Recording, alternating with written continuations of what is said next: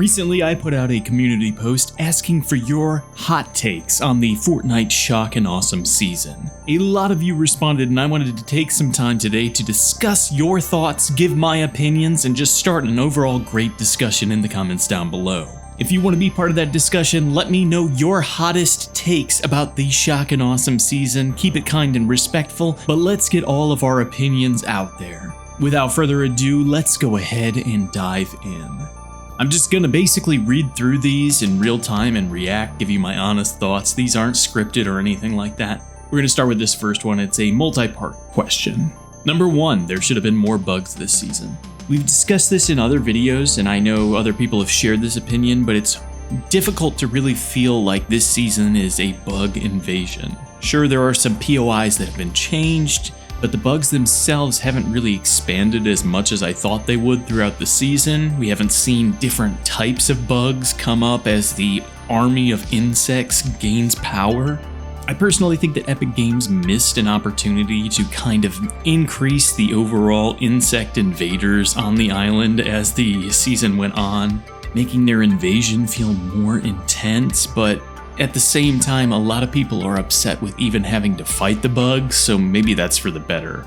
Number 2, medallions being vaulted was a good decision. They were just too OP and gave too big of an advantage to the person who gets them. I think that it was good that they pulled the medallions back. They definitely felt like an easy win card. If you had the medallions, you were pretty much guaranteed the win. If you didn't, well, maybe you could get second place. I'm not really sure how that specific combination of medallions made it to the beginning of the season, if we're being honest, because even as somebody who hasn't been playing the game that long, I could see those powers combining being a big problem. They definitely needed to be addressed. I would have liked to see something return by now, though. Even if it's the same medallion powers, but they're like slightly less useful. I'm not really sure how to solve the medallion problem. I know this is something they introduced. I think somebody told me in the comments in chapter 5. Medallions make you feel powerful. They give you an objective to go for during the match, and I am somebody who loves to have secondary objectives while I'm playing a game. But it just seems like they end up causing more trouble than they're worth in some ways. Maybe we need to reevaluate medallions and how they work going forward. Number 3, not fully related to the season, but I'd still like to mention it. I prefer the new story, chapters 5 and 6, over the old story, chapters 1 through 3. The characters are overall better, such as Dago, Hope, and Megalodon, and have more personality to them, and it feels far less messy and more connected. The only con is that the live events aren't as good as they used to be, but they're still really good, even if it's a mini event. Dago vs Shogun X was amazing. Death Star Sabotage was awesome, and I enjoyed the Super Showdown even if I think they could have done more with it. It's hard for me to give my opinion on this because I just started playing at the beginning of chapter 6, so I didn't really get to experience any of the story before this. Let me know if you agree with this take in the comments below. I will say that I have enjoyed the story so far, but it has been rather slow, especially in the Shock and Awesome season. I feel like I blew through all the story quests and then we're just kind of stuck here waiting to see if anything else happens. I feel like Fortnite, it's kind of in like a weird in-between. They want to have a story to keep people invested in their characters, but they don't want it to be too invasive into the experience for those who aren't interested in finding out what's going on in the narrative. I personally would like to see them lean a little harder into the story just so we have a better kind of overall narrative of what's going on. But again, make sure to let me know what you think in the comments down below. The next hot take we got. For a bug invasion, it doesn't really feel like an invasion. You essentially have to seek out bugs to interact with them. They should have had more small outposts and roaming groups of bugs. Nothing overwhelming, just spice up the map some more, especially the awful corners. I definitely agree with this take, especially given what we've already talked about with the previous hot take. I like the idea of having the corners of the map kind of be where the invasion starts. We could eliminate all the Star Wars POIs that nobody really visits anymore, and we could have addressed the issue of having the new POIs being in the far corners of the map by having the bugs slowly invade and infest different POIs throughout the season. One of the things that as a new player of the game I've really enjoyed about Fortnite is how the island changes over the course of the chapter. Season to season, different POIs change, and there's different things that kind of affect the overall landscape of the map. I love that concept, and I haven't really played a battle royale that has done something like that. Apex has done some changes to their maps over time, but it's been year to year, not over the course of a couple of seasons. I also really like the idea of having roaming groups of bugs, almost like the roaming groups of guards at the storm towers.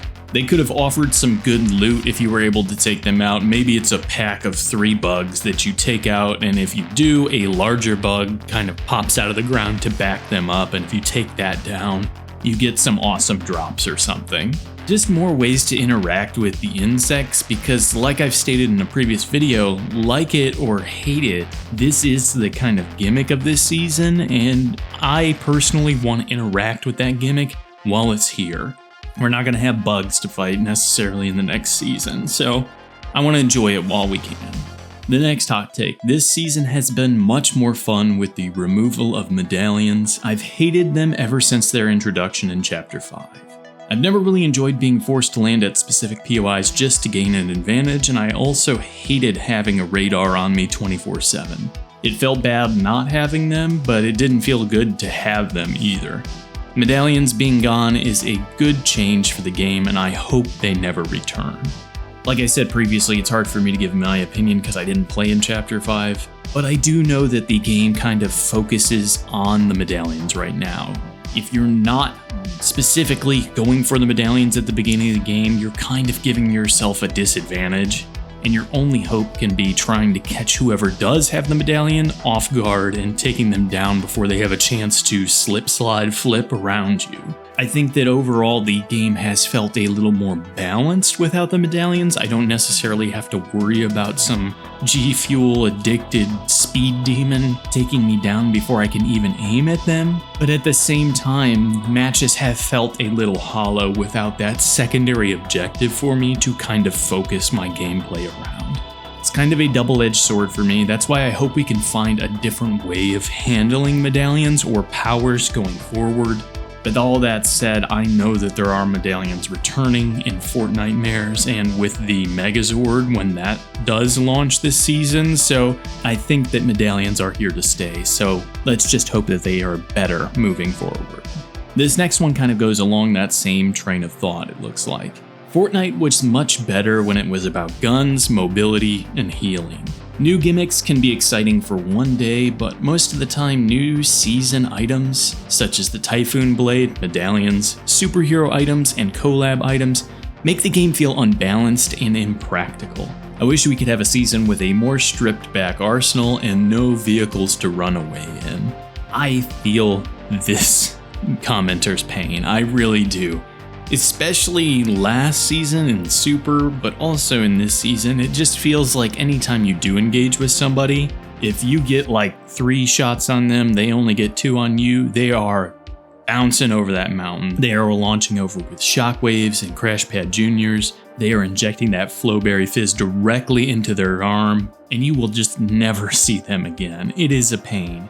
When you throw vehicles in, it really makes it even more difficult. I remember when I was trying to learn how to play the game and I was playing just some solo matches, I kind of slowly started to notice that every time I got taken out, it was by somebody who was crouched near their vehicle. And even if I returned fire, they just got into the car and drove away and came back at a better vantage point. Current Fortnite does seem heavily focused around movement items and vehicles. I would love to see them personally take the vehicles off the map or really limit them, but I know they have their whole partnership and they need to have car skins and parts that they sell us, right? So unfortunately, I think we are stuck with them. I don't think they're going to be rolled back anytime soon. That said, the idea of a more stripped down, back to basics season does sound exciting to me, but I think that may be why a lot of players prefer playing Fortnite OG.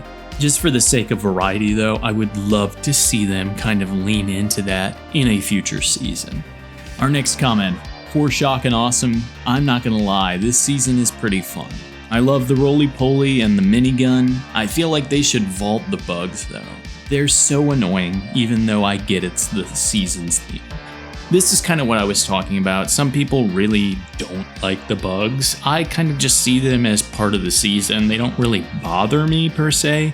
but I know they get under some people's skin, so it's kind of a very divisive thing. I would have liked to see the theme of the season kind of leaned into harder, but it may have pushed more people away.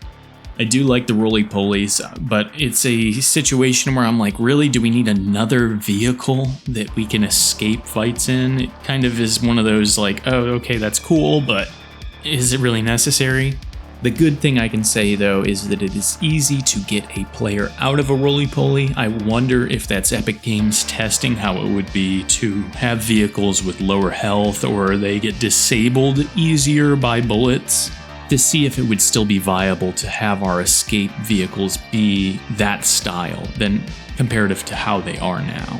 And man, I am a big minigun enjoyer. I love the idea of being able to have this big gun and just throwing lead downfield, but I don't know what it is. This season I feel like either I'm terrible with it or it's a little underpowered, because most of the time I get into a position where I think I'm just going to be able to lay out the whole enemy team and they just kind of turn around, see what I'm doing, and take me down in a few shots as I'm just trying to slowly whittle their health down. It may just be a skill issue on my part, admittedly. The second part of that hot take. But as for the game as a whole, my take is they should consider reducing the storm phases back to 9 and reduce the bot cap per match to 30 at most. I wasn't around for previous storm phases, but I do feel like personally they could make some changes to kind of encourage quicker gameplay. Right now, an average game of Fortnite, if I get to endgame, takes like 20 to 30 minutes. And maybe I'm just brain rotted by playing so much Fortnite Blitz, but that feels like a really long time for me. I feel like a lot of my time is spent just looking for other players to fight, and unfortunately that may make the game kind of feel boring to some players. Changes to the storm and how that rolls out could help with the gameplay pacing, but I'm not an expert in that.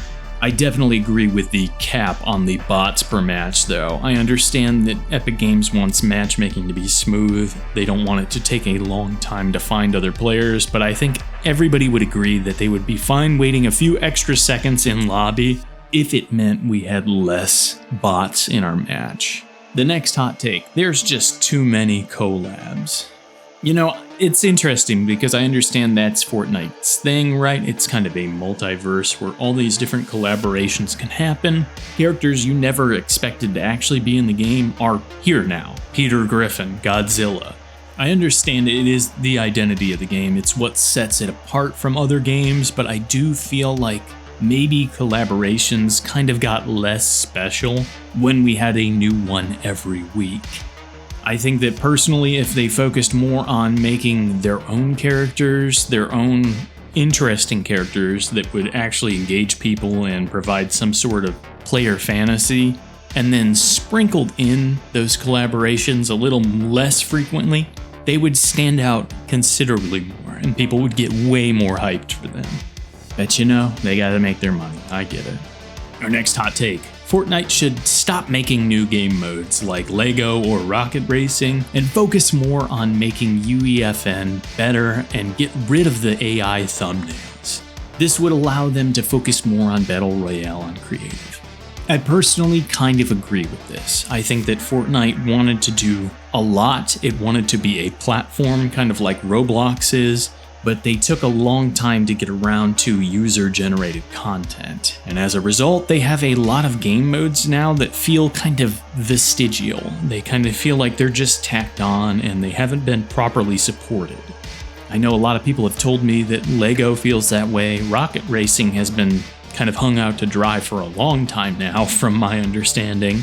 And even something like Ballistic, I feel like if Epic Games was specifically really only working on Battle Royale and then had a couple of pet projects on the side like Ballistic, they could allocate more resources and developers to it, and we would be a lot further along than we currently are. I really like UEFN. I think it is kind of the solution and the future of Fortnite as a platform, but there needs to be some serious conversations at Epic Games about quality control. The amount of AI-generated art, like you mentioned, and the fact that a lot of these maps are nothing more than just XP farms, makes the whole experience kind of feel gross for anybody who wants to explore what kind of user-generated maps are out there. I understand that you're going to have a lot of people try to take advantage of the system, especially when they can make money off of their maps, but that's all the more reason that you have to kind of keep an eye on these things. It makes the responsibility of you as the owner of this platform even greater. There will always be people trying to exploit things, take the quick, easy way out to make some quick cash, and it's up to you to kind of protect the integrity of the system itself. When it was revealed, UEFN was an incredible thing. The possibilities were endless, and we could see entire different worlds birthed from the creative minds of the users who love Fortnite, who love this platform. And instead, we just have a bunch of AI art with fish stick on it and kind of empty maps or the same kind of tycoon style stuff. It's sad, man. I want to see it expanded. I want to see more creative things, and at some point in the future, I want to explore more user-generated content on this channel, but yeah, just the overall quality of it has definitely kind of turned me off from checking that out.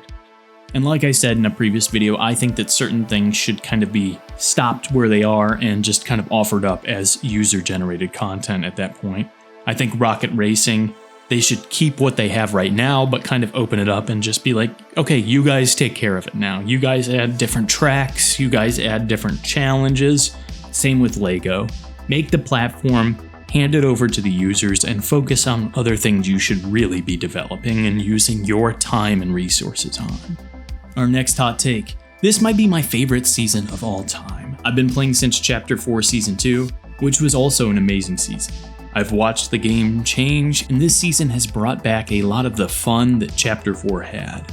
I think that the map is amazing, colorful, and varied, and the theme, I wasn't expecting to like it, but it makes the bug areas feel so much different than the rest of the map. The removal of the medallions was a huge plus for me, as it makes each match more fair. I felt that whenever I got the medallions, I'd win, and if I didn't, then the people who did always won. Overall, in its current state, this is everything I want from Fortnite. I'm really glad to hear that. First off, I'm glad you're enjoying it. I think it is a good season. I'm having fun and I've enjoyed everything so far. I wouldn't say it's my favorite season I've played since I've started playing the game, but I'm glad it kind of brought some of that magic back for you that you were feeling when you started playing in Chapter 4.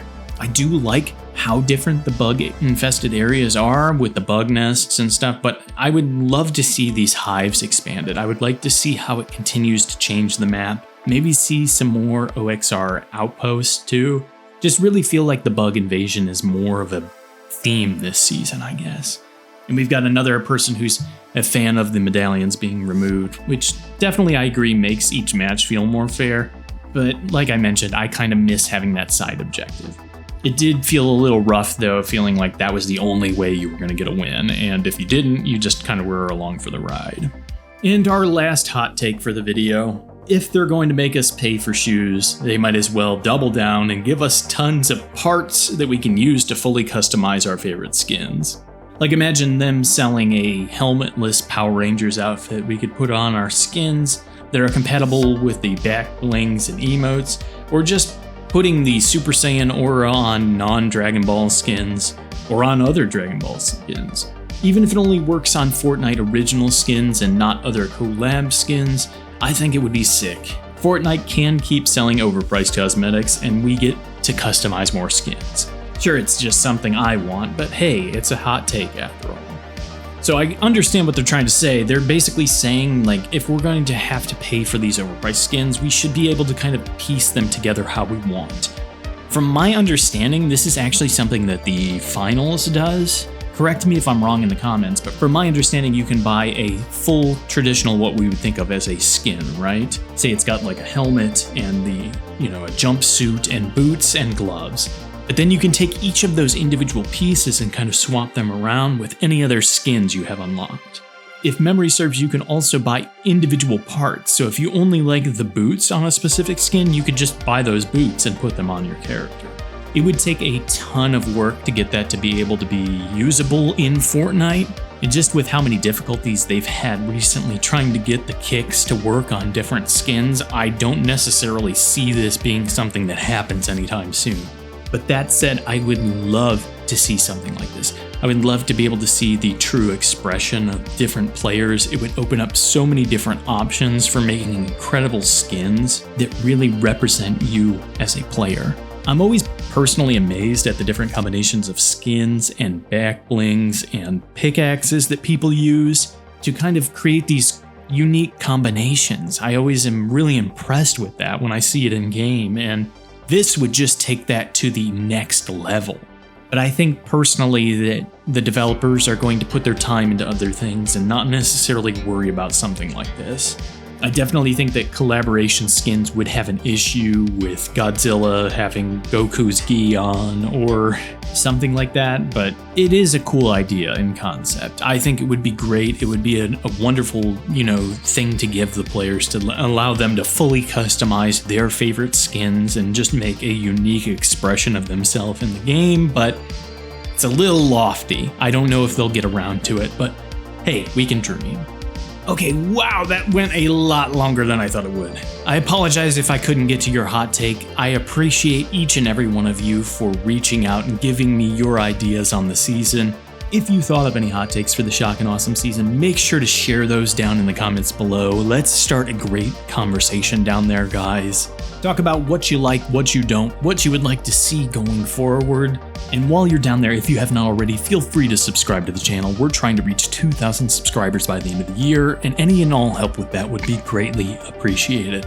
Like the video if you liked it. Be sure to hype it up if you have the option to, as it helps this video get out to more viewers. I'm Haunted House, and as always, thank you so much for taking the time to watch the video today. Remember to eat well, stay hydrated, take care of yourself and those around you, and I'll see you in the next one, friends.